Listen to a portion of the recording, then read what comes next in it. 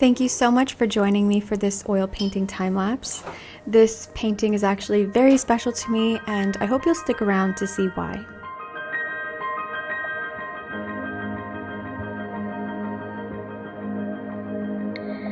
I'm starting with an underpainting to map out my composition and where everything will go. After I finish this, I let the underpainting dry for a few days, and then I come back to start the first color layer.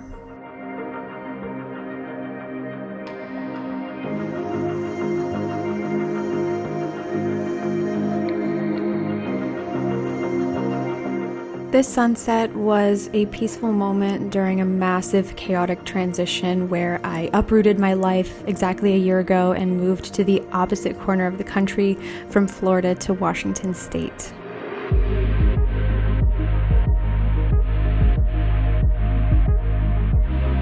I saw quite a few sunsets on this trip, but this one was definitely my favorite. There's something so calming about driving on desolate highways where there's hardly anyone else and you just blast your favorite music and enjoy the constantly changing surroundings.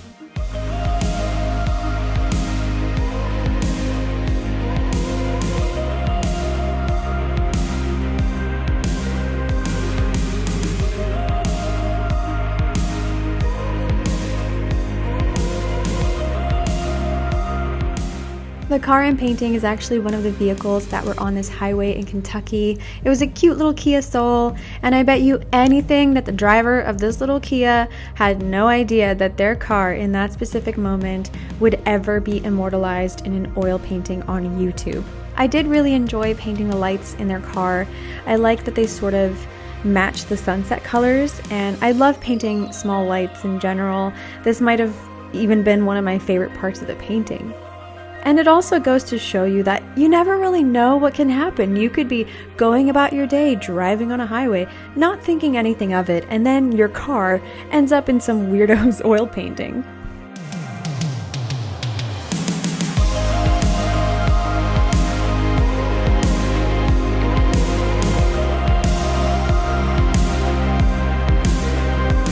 Very often, I end up painting things from a moment in time in my life as a way to kind of hold on to it just a little bit longer. Maybe it passed so quickly in a flash that I wasn't really ready for it to end. And with the process of painting, it can be like recreating the moment or just a little time capsule where you can relive that moment in a new way. It's a simple painting, really, and I don't even think it does any justice to the sunset I saw. I feel like you just had to be there, but I wanted to hold on just a teeny bit longer. The last sitting of this painting was just the final touch-ups and painting some of the other car lights further away.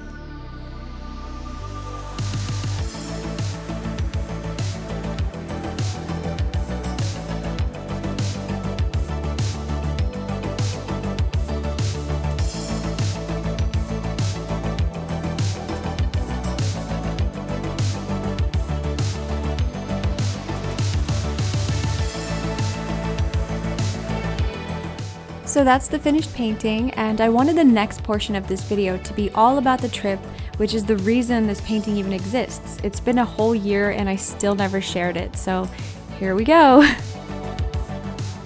For those of you who've been here a while, you know that I used to live in Florida. I've spent over a decade of my life there. There were so many monumental firsts and growth in my life, but deep down I always knew that this is not where I meant to be. My heart was always in the mountains and on the West Coast. Last year, when the opportunity finally presented itself, I rented an RV to transport my fur babies and my life to Washington State and reunite with my husband, who'd already been there for a month. I didn't want him to make that exhausting drive all over again, so my lovely friend Erica came along to help me make this trip. Erica is the model behind several of my paintings, by the way, so you might have already seen her face in my art. We were kids, so we could see and hear the water run. The river's gonna cry when you're gone. Packing up my art studio was definitely bittersweet. There were many tears. I'd grown to become quite comfortable in that space, and so much art was made in that little room, but finally it was time to hit the road on the night of October 29th. Kelly's like, let me out, where are we going? Version on the highway, baby! First time!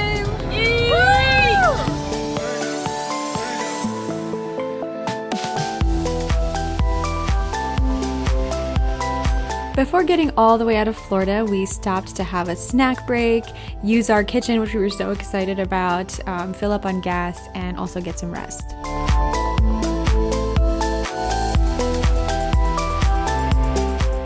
We then stopped somewhere in rural Georgia for the same things, pretty much.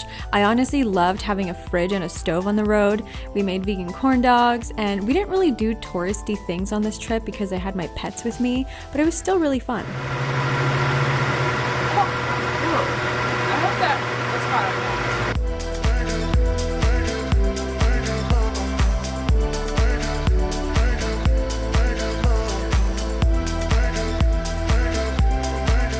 For the first half of the trip, Erica did almost all the driving. I was keeping the pets calm, they would intermittently start freaking out, and I was also freaking out about driving that thing. It was a big RV, definitely the biggest vehicle I've ever driven, but look how precious they are, looking out the window. I'm so happy I captured those moments. We were briefly passing through Kentucky when we saw the magical sunset I painted earlier in this video.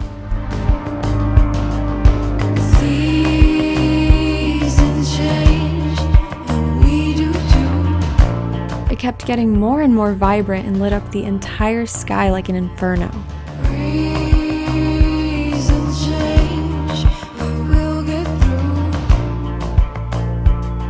When I saw this sunset, the magnitude of this huge life change that I was diving into really settled in. I felt so grateful to be alive, to be able to adventure, to see magic like this.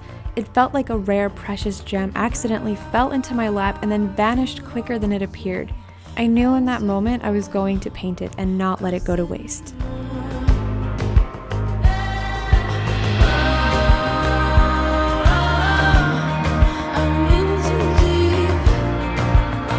I was really grateful for Erica for being with me on this trip and for being my friend. She's very present and in touch and just fully absorbs the beauty of an experience. I never felt alone in my emotions. I wonder what Callie thinks when she sees that. On Halloween night, we stopped at our very first RV campsite in Illinois, in a village called Goreville, which, how perfect is that name for the occasion? We're in this beautiful, quaint little town called Goreville, Illinois. I think the tree. Yeah, I think there's just like pine cones and stuff. We're just noobs. We're just noobs. Yeah, Reese. Are you sleepy? You okay? He's just really tuckered out. Like we're going. Oh wow. There's little acorns or pine cones falling. My eyes are bothering me. Trees. I've had my contacts in all day. Ron, the wonderful gentleman who I think runs this place, he helped us get set up because we're so new. We're hooked up to city water. We got electricity, which we had before, but now we don't have to use the generator, which is loud, so we could run the furnace all night if it's too cold, which it's nice out. I don't think we'll need it. Yeah, so we called ahead. They had a spot for us. It was only like around $20 to hook up to the power supply to drain all of our waters. Sewer water and all that jazz, so we can freshen up. Nutritious beverages. We're just feeding the sewer people. The sewer. What? There's sewer people underneath. Ew. Sewer people? I've never even thought of that concept. It's Halloween, terrifying. and I don't know what's wrong with me. There he is. Where's mommy, huh? Here, I'll film a clip. Just so you guys can see what I'm looking at. Miss Callie, baby. You sleepy? Baby boy. It's just out. I'm gonna send a picture to Mike.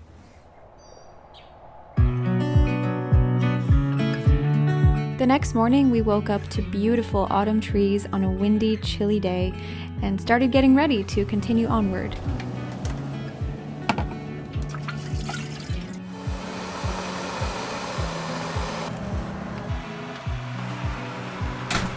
I just... Hey, full breakfast. Yeah. It's the first time we cooked like a real breakfast. Cheers to van life. Yeah.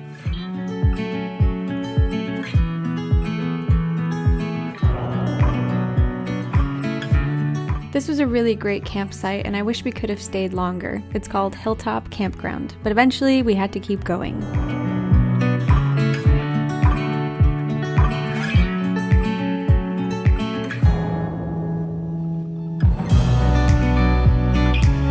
We continued out of Illinois, all through Missouri, and finally reached Iowa at night, stopping at our next campsite. It was the middle of nowhere, it was cold, I didn't film much, and we just immediately got on the road the next morning. Iowa. This is Iowa. This is Iowa. I didn't film as much here because I was driving as we made it up through Iowa and into South Dakota towards the evening. We got to our planned campsite at night, but it ended up being super scary and literally not a single soul was there, so we just drove another hour until we reached Rapid City. We found civilization! And we camped at Walmart for the night. I never imagined being so happy to sleep in a Walmart parking lot, but after fleeing what looked like the opening scene of a slasher flick, Walmart was a luxury. We stopped by a little coffee hut in Rapid City called Dixon Coffee, and it was hands down the best coffee we had the entire trip. You should go there if you live in Rapid City. It was delicious. We continued out of South Dakota into Wyoming, where we were graced with beautiful views of Yellowstone National Park. Sadly, we had no time to stop there, but it was amazing to see regardless.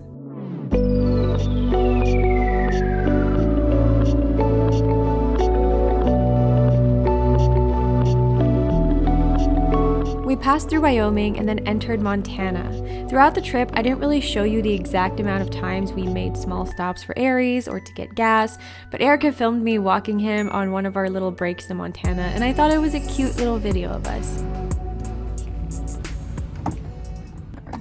Ta-da! This is how you can navigate anywhere if you don't even have an attachment thingy. Although it has fallen. If we make do.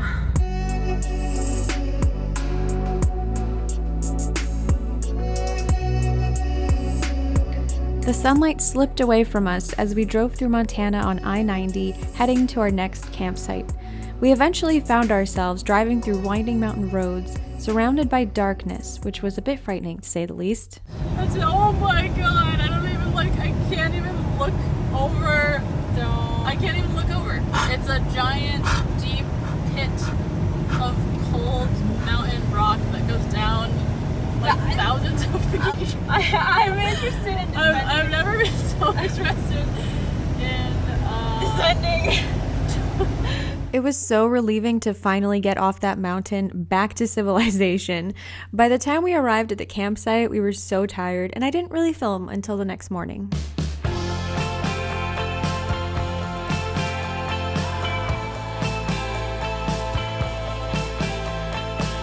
This was such a beautiful place to stay. The air was fresh and smelled like pine trees, and it even had a dog park, which Aries really enjoyed. And Callie, she, being the nap champion, just napped in the warm and comfy bed. The time came for us to pack up and disconnect the RV from all the amenities of the campsite, like city water. We actually had enough water on board, but it's pretty great to not have to use your resources. They also charge you for the hours you use the generator, so whenever we could hook up to city power at a campsite, it was pretty great. And the not so glamorous part was emptying the black water, which is your septic tank. So you empty that first, and then you empty the gray water tank, which is your shower runoff. So it cleans the hose. And before getting the RV, I dreaded this part, but it's really efficiently designed, and it didn't even smell bad, which I was very happy to discover. We have to put a cap on. Can you see it? How it goes on the little hooks. Oh yeah, you got it. It's down there. And then we just close this. The hose wants to run away. After leaving the campsite, we realized we were making excellent time and decided to stop by a town nearby to get coffee and also check out a little thrift store before getting back on the road.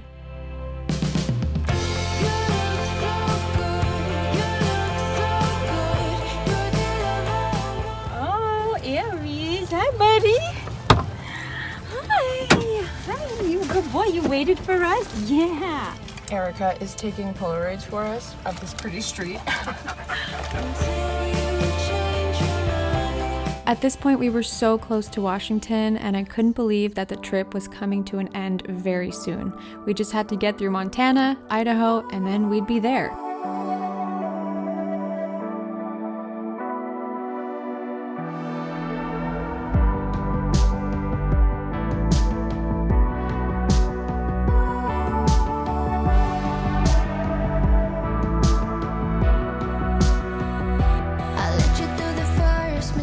Driving through these mountains covered by forests got me so excited for life in Washington. I couldn't wait to go hiking. These are the landscapes that always inspired me the most. You're someone that I need to see, or fade into a memory. So we decided to stop and nap even though we're almost to Washington because driving through mountains at night is scary. So we're napping and we'll get there early morning.